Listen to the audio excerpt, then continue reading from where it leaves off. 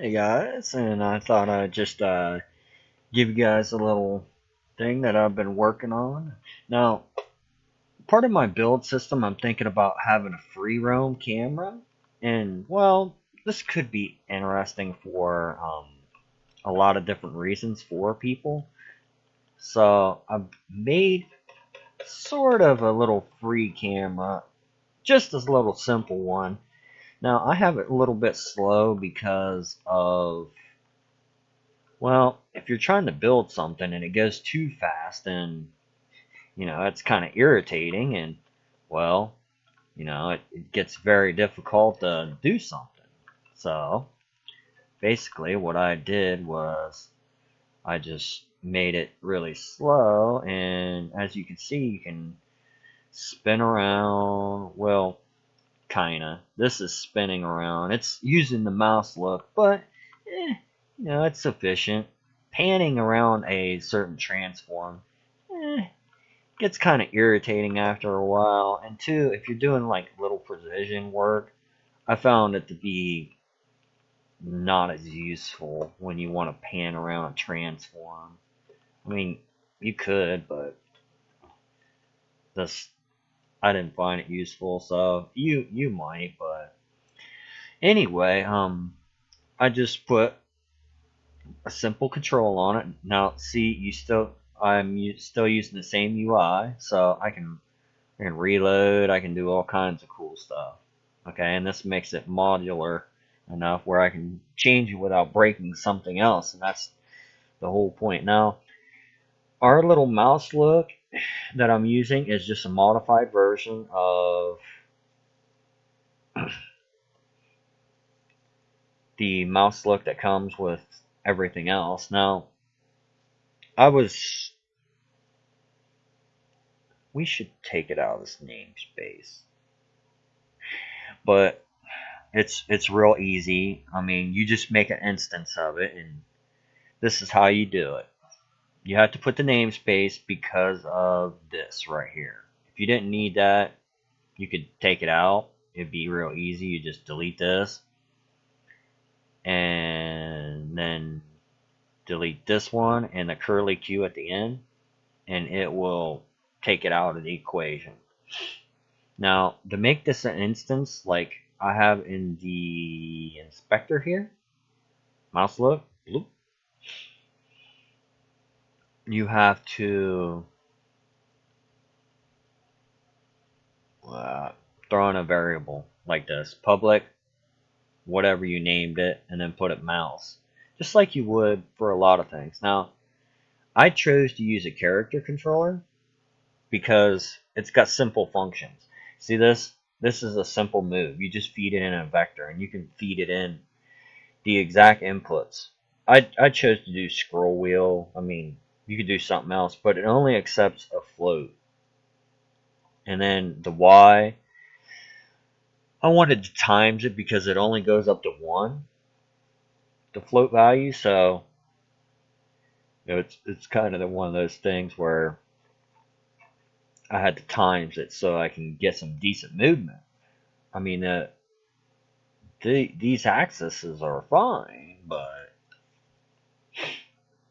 it just didn't want to work. These are just for WSAD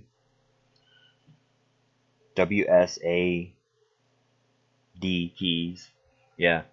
And then because that returns a float, that's one reason why. And you just do a transform direction for this move, which is this right here, equals.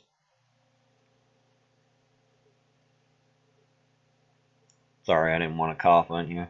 Transform direction, and you plug in simple move, and then you times it by your speed.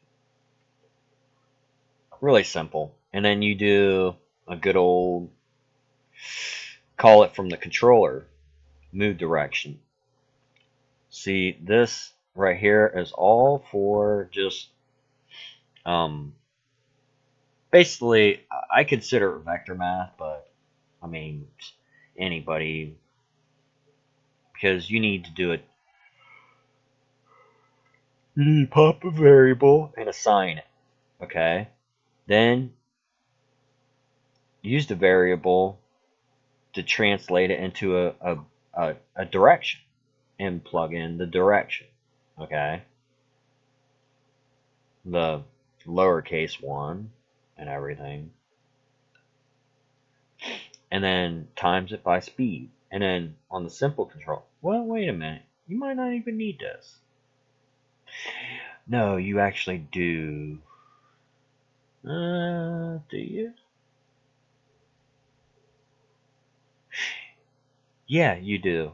Because this makes it dependent on. Now, the the character controller right here is named controller. I just put a simple thing. And oh yeah, and you have to have it in an update. You could probably do it in a fixed update.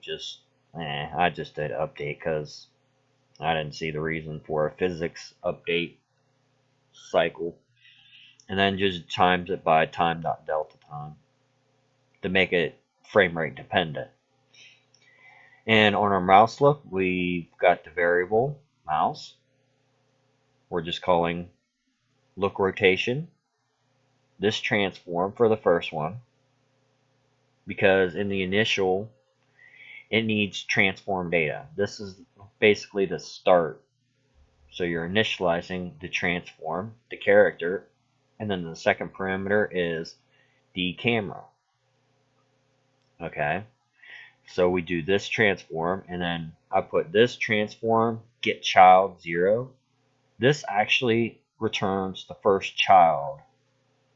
I mean, I didn't even feel like I didn't put a variable there because there's only one child. And what I mean by children is here's your main object, just like we talked about with animation, and this is a child. Well, remember, the parent moves, the child stays in its own transform space.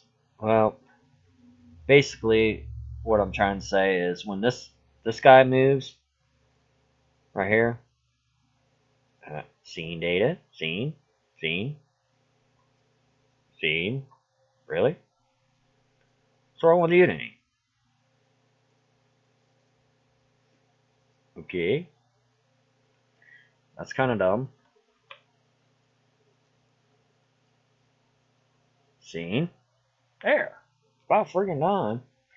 When this parent right here moves, the child moves with it. That's it. That's all I need. So I'm like, it's only got one child and it's got a camera. That's it.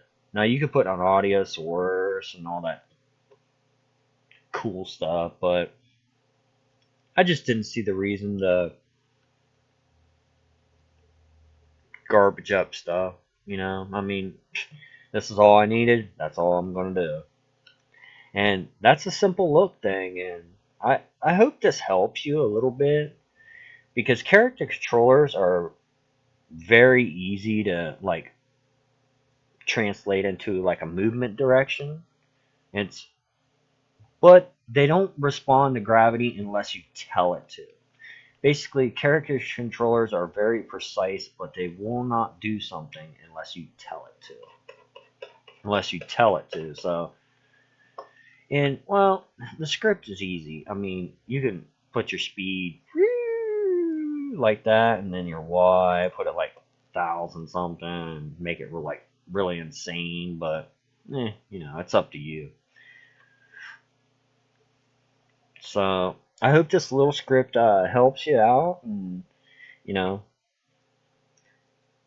get a camera of some sort so you can start experimenting with certain things because a character controller for our